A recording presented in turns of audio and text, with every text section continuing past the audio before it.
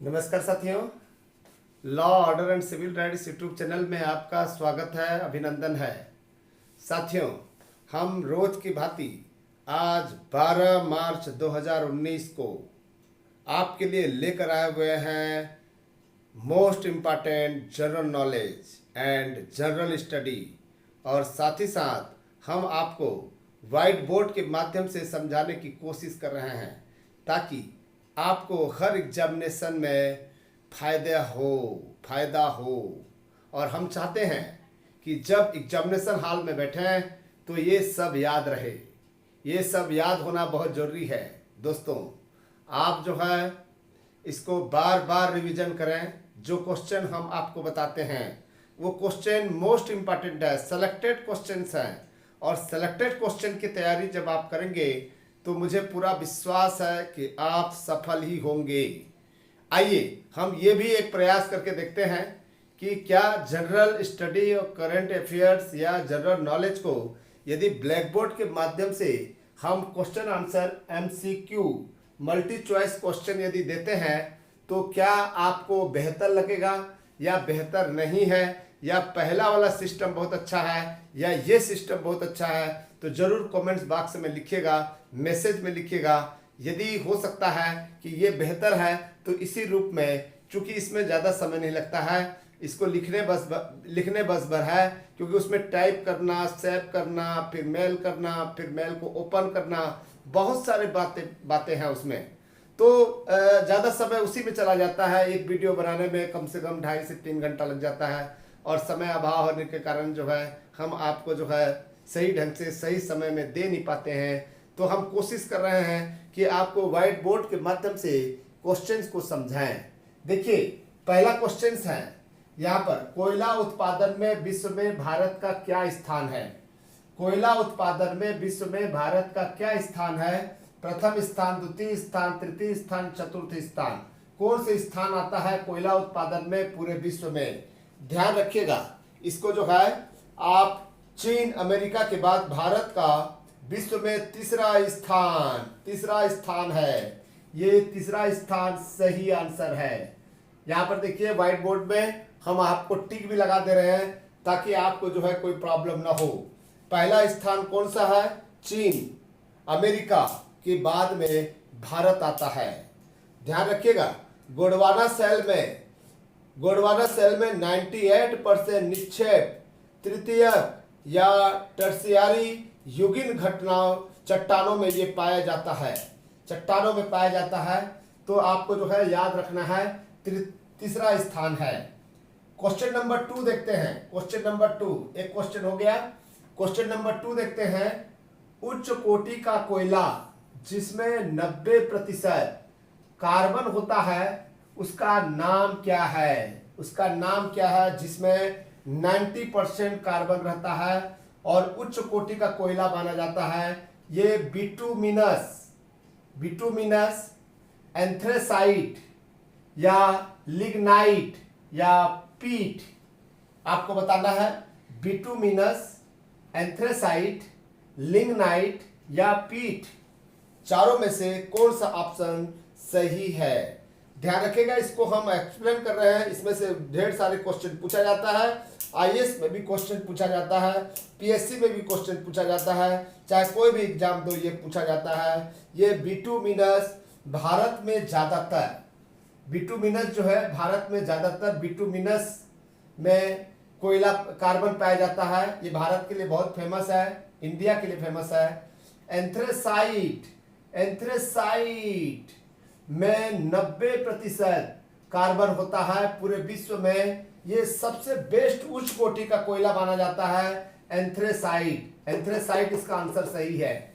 यहाँ पर लिग्नाइट के बारे में हम आपको बता रहे हैं। ये नेवेली लिग्नाइट कारपोरेशन तमिलनाडु में स्थित है। ये तमिलनाडु में स्थित है, इसको भी आप ध्यान रखिएगा। लिग्नाइट जो है तमिलनाडु में स्थित है। और पीट जो है सबसे घटिया, कार्बन की मात्रा सबसे कम होती है पीट में। ये पीट जो है कार्बन की मात्रा कम होती है, ये भी ध्यान रखना है। इस प्रश्न का सही आंसर एंथ्रेसाइट है। एंथ्रेसाइट, बिटुमिनस, भारत में बिटुमिनस, तमिलनाडु में लिग्नाइट और पीट में सबसे कम कार्बन होता है। ये आपको जो है याद रखना है। क्वेश्चन नंबर 3, कहां पेट्रोलियम देश का सबसे महत्वपूर्ण एवं प्राचीन तेल क्षेत्र है? कहां पर है ये? पेट्रोलियम देश का सबसे महत्वपूर्ण एवं प्राचीन तेल क्षेत्र है। देश से तात्पर्य भारत से है। भारत का सबसे महत्वपूर्ण एवं प्राचीन तेल क्षेत्र कहां पर है? प्राचीन तेल क्षेत्र के बारे में पूछ रहा है। यहाँ पर पेट्रोल के बारे में बात कर रहे हैं हम, जो है कहां पर स्थित है? ए है असम, बी है गुजरात, सी है मुंबई हाई क्षेत्र या तमिलनाडु। सबसे महत्वपूर्ण एवं प्राचीन क्षेत्र की बात कर रहा है। यहाँ पर जो है प्राचीन क्षेत्र की बात कर रहा है, तो आपको बताना है कौन सा आंसर सही है। पेट्रोलियम की बात कर रहा है, ये है सही आंसर असम तेल क्षेत्र। असम तेल क्षेत्र में क्या क्या चीजें पाया जाता है? यह देश का सबसे महत्वपूर्ण एवं प्राचीन तेल क्षेत्र है, जिसमें डिगबोई आता है, या नाहरकटिया या हगरीजन, जिसमें मोरान व सुरमा नदी घाटी जो असम के जो एरिया है। गुजरात जो है आपको ध्यान रखिएगा, ये खंभात और अंकलेश्वर में प्राप्त होता है। खंभात में, अंकलेश्वर में। और मुंबई हाई क्षेत्र, जिसको सागर सम्राट नामक जहाज जापान से मंगाकर तेल निकालने हेतु अपतटीय क्षेत्र का उत्पादन किसी राज्य का नहीं माना जाता, अतः गुजरात का कच्चे तेल एवं प्राकृतिक गैस के उत्पादन में प्रथम स्थान है। तो ध्यान रखिएगा ये निर्मित वाला है। और तमिलनाडु यहाँ पर पेट्रोलियम के मामले में 0 है, यानी कि इसका सही आंसर असम है। आइए क्वेश्चन नंबर 4 देखते हैं। यहाँ पर देश का प्राकृतिक गैस का अब तक का सबसे बड़ा भंडार कहाँ है? प्राकृतिक गैस का, भारत के प्राकृतिक गैस का अब तक का सबसे बड़ा भंडार कहाँ है? एपी मतलब आंध्र प्रदेश। यहाँ पर आंध्र प्रदेश, संयुक्त आंध्र प्रदेश की बात चल रहा है। यहाँ पर मध्य प्रदेश की बात चल रहा है। यहाँ पर गुजरात की बात चल रहा है। यहाँ पर राजस्थान की बात चल रहा है। देश का प्राकृतिक गैस, देश का प्राकृतिक गैस याद रखिएगा, कृष्णा गोदावरी बेसिन, जिसको केजी बेसिन कहते हैं, जो आंध्र प्रदेश देश का प्राकृतिक गैस का अब तक का सबसे बड़ा भंडार है। रिलायंस इंडस्ट्रीज लिमिटेड द्वारा D6 ब्लॉक से 2009 से उत्पादन चल रहा है। याद रखिएगा, ये रिलायंस इंडस्ट्रीज लिमिटेड द्वारा यहाँ पर D6 ब्लॉक से 2009 से उत्पादन कार्य चल रहा है। इसका सही आंसर एपी आंध्र प्रदेश है, जो आपको कृष्णा गोदावरी बेसिन का ये प्राकृतिक गैस का भंडार है।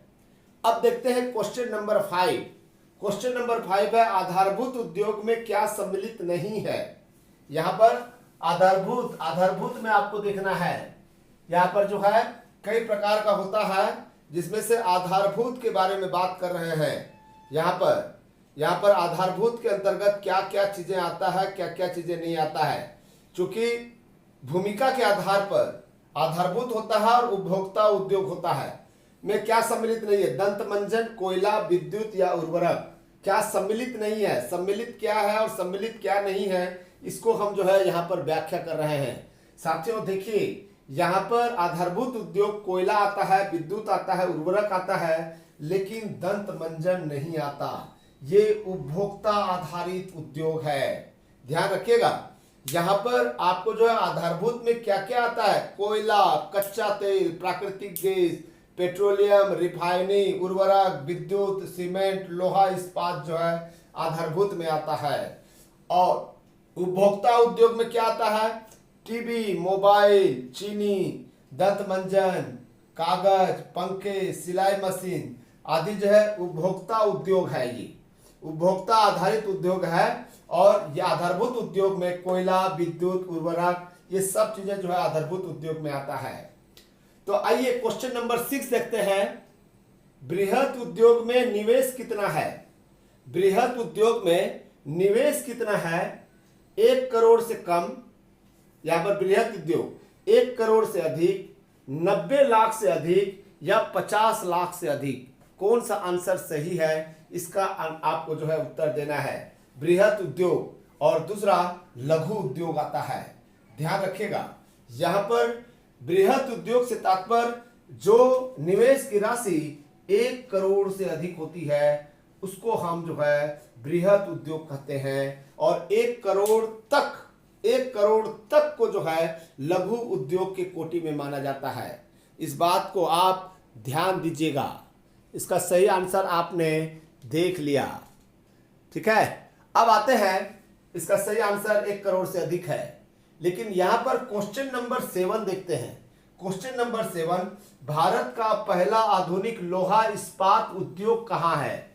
भारत का पहला आधुनिक लोहा इस्पात उद्योग कहां है? पश्चिम बंगाल में, या कुल्टी में, या दोनों में, या जमशेदपुर में?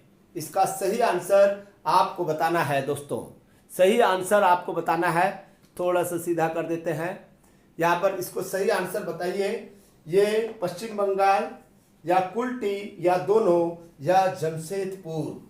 ये जो कुल्टी है ये भी पश्चिम बंगाल में ही है, यानी कि पश्चिम बंगाल में कुल्टी में, ध्यान रखिएगा, पश्चिम बंगाल के कुल्टी में जो 1870 में, याद रखिएगा ये दोनों आंसर सही है। ये 1870 की बात चल रहा है, ये 1870, ये दोनों जो है, ये दोनों जो है 1870 में भारत का पहला आधुनिक लोहा इस्पात उद्योग हुआ कुल्टी में, और जमशेदपुर इसका आंसर सही नहीं हो सकता, क्योंकि जमशेदपुर का जो है ये 1907 में हुआ था।